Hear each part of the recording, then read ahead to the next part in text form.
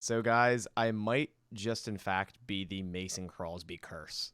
What's going on, everyone? Bass here. So, if you didn't know already, I did indeed go to the Cincinnati Bengals versus Packers game in Cincinnati. And what I mean by I might be the Mason Crosby curse is I also was at the Detroit game in 2018 where Crosby missed 4 field goals and 1 PAT. So, am I allowed to go to games anymore? I mean, hey, at least Mason Crosby pulled through in the end and redeemed himself and got that win. But it was a 9-hour drive out there from Pennsylvania out to Cincinnati. Left pretty much right after the game yesterday. Got back at 3 a.m. last night. Had to work today. Now I'm back, so now I want to give you my recap from the perspective of being in the stadium there watching the game live because that was ridiculous. So let me start off by saying this stadium was super quiet, and this is my 17th stadium I've been to, my 20th game. I've been to stadiums like Kansas City, New England, so I've definitely been to a few loud stadiums, even the old Georgia Dome.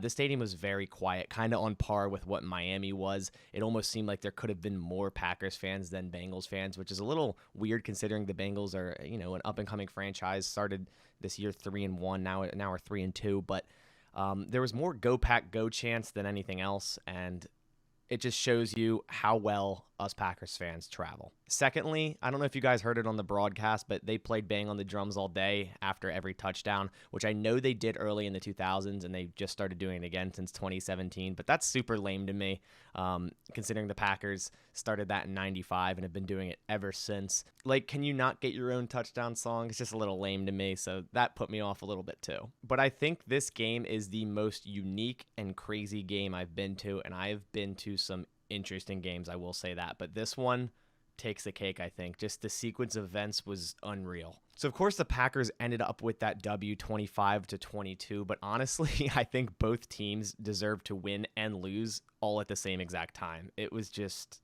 very weird. So actually going into this game, I was a bit worried about it. The Bengals are no team to look past. They're playing really well this year, and the Packers are so banged up. They've had the injury bug. They were down 2 starting offensive linemen, not including Bakhtiari, with Elton Jenkins out, Josh Myers out, so they're going to have 2 backups in there. They're also obviously without Jair Alexander for at least 3 weeks, so they're without him against a team like the Bengals who have 3 really good wide receivers, and Joe Burrow is a great quarterback.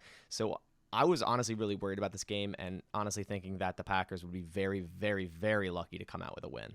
But the Green Bay Packers, like they usually do, overcame that adversity very well. Moving on to some stats, Aaron Rodgers had a pretty nice day outside the interception. He went 27 of 39 for 344 yards, 2 touchdowns, that 1 interception, and that 103 quarterback rating. Now, he was off on some throws late in the fourth quarter where they had to settle for the field goal and didn't make it. There's a corner route by Devante Adams into the right side of the end zone, which he was pretty much wide open, and Aaron just overthrew him just a little bit. Usually a throw you see Aaron make 10 times out of 10. That would have been a touchdown to go up by a touchdown. Packers probably don't even have to go through the sequence of events that happened yesterday, but Aaron Rodgers missed that throw. A couple other throws during the game. I saw him throwing too over the top or too short or too wide. Just a little bit off, but he definitely still played well. Aaron Jones with another great game, 14 carries, 103 yards. He had that insane run late in the fourth quarter there where he pretty much sent cornerback Mike Hilton into another dimension with that stiff arm. If you didn't see it or you didn't see that stiff arm, definitely go back, watch that end of that run, and that stiff arm was nasty. A.J. Dillon also had 8 carries for 30 yards, but was definitely used more in the passing game. 4 receptions for 49 yards and got his first receiving touchdown. So definitely awesome to see him used in the passing game. Like I was saying, all offseason, he can definitely contribute there.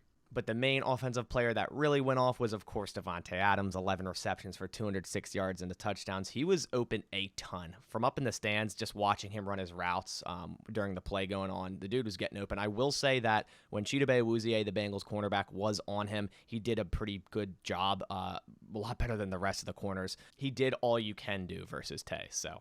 As for the Packers defense, I thought they played really well given the circumstances. You're down arguably your 2 best players on defense in Zadarius Smith and Jair Alexander, and you still hold them to 22 points. As I was saying earlier, I thought the Bengals wide receivers were going to have a field day. Now, Jamar Chase did put up big numbers, but if you talk about just T. Higgins and Tyler Boyd's, a very good wide receiver, and Higgins is an up-and-coming wide receiver as well. If you're just talking those two, they only put together 56 yards total combined. So I thought the Packers cornerbacks that they had out there with Stokes, Sullivan, and King, I thought they played very well. It was easily Chandon Sullivan's and Kevin King's best game. Now, Kevin King did leave with an injury partway through that game, but it was definitely their best game this year, and the Packers needed that. And then, of course, Adrian Amos with that very clutch interception played the ball so well. Just an amazing play by him. The Packers' run defense was also pretty good as well, only allowing a total of 103 yards. And they also put some decent pressure on Joe Burrow, sacking him 3 times, one by Preston Smith, one by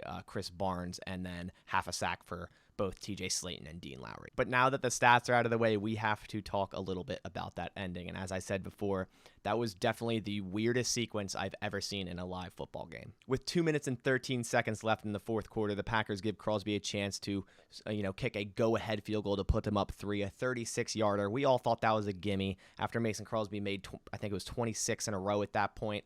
You pretty much didn't even have to look. You went and got a beer from the fridge while they were kicking that because you were like, all right, Money Mason, he's making this. Shanks it wide left. I was shocked. I'm sure you were shocked. Everyone in the stadium that was a Packers fan was shocked. And then, of course, the Bengals get the ball back after that missed field goal. They have a chance to go down the field, set up a field goal for the win. I thought that honestly was going to happen. Luckily, the Packers held them up pretty well, held them to where it was a 57-yard attempt for that rookie kicker, McPherson. And I did think he was going to miss it. I just didn't believe he was going to make that 57-yard. That's a hard kick to make as a rookie with all that pressure. He had the distance. He had a distance for probably a 63-yarder, if I'm being honest. But, he hit that upright, and that doink, that sound echoed through that entire stadium. Like, everyone heard that. That was hilarious. So then the Packers obviously have no time, like 21 seconds, no timeouts to get in field goal range, basically one play, and then they'd have to spike it. But if there was someone to ever do it, it's obviously the Packers and Aaron Rodgers. Then, of course, he hits none other than Devante Adams over the middle, gets down to the 33-yard line. They get a spike. And at this point, I'm like, okay, Mason did miss that last kick, but he's hitting this one. He's going to win it for this. It's a 51-yarder, just like San Francisco. We're going to win this game. Mason Crosby, he's money, Silver Fox, he's going to make this, and he misses that as well. Again, I was in shock, just as everyone else was in this stadium, and, a 51-yarder is not, a gimme, like a 36 was, but it's Mason Crosby. We've seen him do it time and time again, but we were all shocked. It looked good from my seat, if I'm being completely honest. At first, I was cheering as it was good, and then realized it wasn't, so definitely premature celebration there, but at that point, I'm like, God damn it. Now we're going to overtime. The Packers never bode well in overtime. We're not even going to get the ball. Coin toss goes up. They call tails, lands on tails. Bengals receive the ball. I'm like, okay, this is great. But then Devondre Campbell, the beast that he is, gets an interception. I have no idea what Joe Burrow was even throwing to it. Looked like his receiver was supposed to be running an in-breaking route, just stopped on a curl, didn't continue the route, and Burrow threw it directly to Devondre Campbell. He gets down in great field position. At that point, I'm like, great. The Packers are going to win this football game. They're in prime field position. I think he got down to like the 22-yard line or 18-yard line. Like, this is easy. You don't even have to run any plays. Kick the ball, or if anything else, just run quarterback sneaks or halfback dive up the middle. But they ended up running like some weird stretch play and some others where they lost 5 yards and ended up trying to kick it on third down. So now Mason Crosby has another chance to win this football game, this one being a 40-yarder. So again, another pretty easy field goal by NFL standards, a 40-yarder, but then Mason Crosby misses his third straight. And I'm thinking to myself, how in the world, what are the odds that I go to this game and Detroit and watch Mason Crosby basically implode?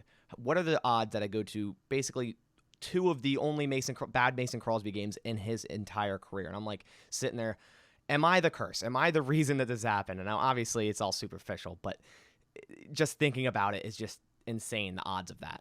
So at this point, I swore the Bengals had this win. Like, everything that had to go wrong for the Packers went wrong. Mason Crosby missing 3 in a row, all chances to pretty much go ahead and win the game didn't happen. So I'm like, okay, this is destined. The Packers are not winning this football game. So Bengals drive for a bit, end up with 4th and 1 and a 49-yard field goal. As the game was going, having a rookie kicker, now obviously he only missed 1 prior to this point, but as how the game was going, I honestly thought the Bengals should have went for it. It's 4th and 1. If you don't get it, you don't get it. The Packers obviously haven't made a field goal in 3 straight attempts. Me personally, if I was the Bengals, I would have went for it there, but they ended up kicking it, and he missed that. It looked good. It looked good all the way through, and then it curved at the last second. The gods above curved that ball at the last second. Even the kicker, McPherson, thought it was good. He was down on the field, kicked it, started cheering. It was like Nick Young shooting a 3 and turning around. He started cheering, turned around, hugged his holder, and then he looks back, and he's like, what? It didn't go in? Funniest thing ever, because a lot of Bengals fans thought it went in too, but that one missed as well. So now the Packers are in good field position yet again. They throw a nice screen to tight end Big Dog there. He gains some yards, but then Aaron Rodgers takes a horrible sack by Trey Hendrickson, making it 3rd and 16 from the 48, but somehow he gets a ball off on 3rd and 16 to Randall Cobb for 15 yards to make it 4th and 1. And at this point, I wasn't on the boat of saying go for it. I said, trust your guy, trust Mason Crosby. He did miss 3, but Mason Crosby's won you so many games. He's been a Packer for so long. You have to trust him, because if they weren't going to trust him in here, imagine what that would do to his confidence moving forward. Give him a chance to redeem himself. Give him a chance to win this football game. And then finally, from 49 yards out, Mason Crosby won the football game, redeemed himself, gave the Packers the win, 25-22. And I'm very proud of this Packers team. They're without a bunch of starters at this point in the year. You know, without David Bakhtiari, MVS, Elton Jenkins, Josh Myers, Jair, Zadarius Smith, and they're still 4-1. This team is super resilient and a super special team at that. But we have the Chicago Bears in Chicago next week, and I'm very interested for this game to see Justin Fields his first time against the Green Bay Packers, because as history tells it, Chicago Bears quarterbacks just don't really have a great time against Green Bay Packers, so definitely interested for this game. It's going to be a really good divisional battle. But that'll about do it for this recap, and as I said, just an insane game. I don't think I could have chosen a better game to go to. Very happy I went to that one. Very happy the Packers got up there with a win after that sequence, because that would have been a long 9-hour drive home after a loss if that would have happened like that. So I'm very glad Money Mason came through and won it for the Packers. But that about does it for today. Sorry if this video was a little bit long. I just kind of wanted to go through my thought process being in the stadium, because it was definitely different being there in that moment than watching it on TV, I'm sure. But that does it for today. I'll catch you on the next one. As always, go Pack Go.